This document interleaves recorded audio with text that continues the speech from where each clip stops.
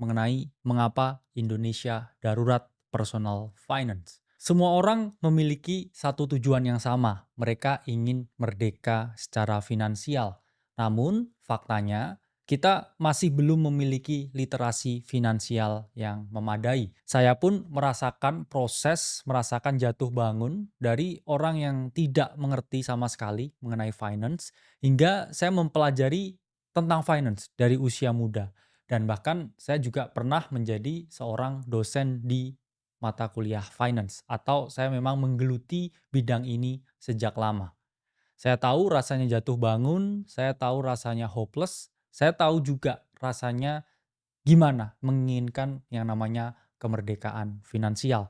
Itulah mengapa kita di sini ingin membantu teman-teman untuk meningkatkan literasi finansial yang teman-teman miliki, supaya teman-teman ini bisa mencapai yang namanya kemerdekaan finansial. Saya tahu di Indonesia ini terlalu banyak orang yang menginginkan kemerdekaan finansial secara cepat, secara instan, namun mereka ini tidak membekali diri mereka dengan personal finance yang baik dan benar. Maka dari itu saya selalu bilang ke teman-teman bahwa investasi leher ke atas itu adalah hal yang sangat penting, dan tanpa ilmu teman-teman ini nggak bisa membuka jendela dunia.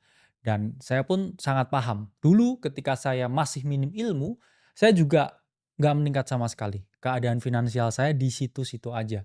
Tapi ketika saya memutuskan saya harus berinvestasi di ilmu, ya, saya akhirnya bisa memperoleh namanya breakthrough keuangan, atau keadaan keuangan saya ini menjadi lebih baik setelah saya mempelajari ilmunya.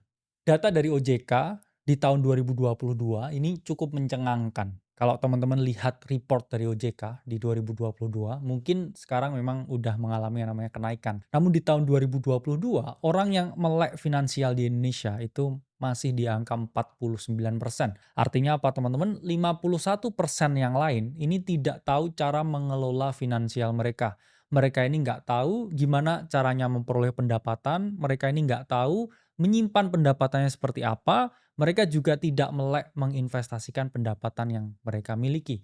Itulah mengapa ya kita ngomong kita dalam keadaan yang darurat finansial, atau kita butuh menerapkan personal finance yang baik dan benar, supaya apa? Kita bisa memperoleh yang namanya kemerdekaan finansial. Saya ngomong kalau kamu jago finance, belum tentu kamu merdeka secara finansial. Tapi setidaknya kamu tahu pathway-nya, kamu tahu rute-rutenya.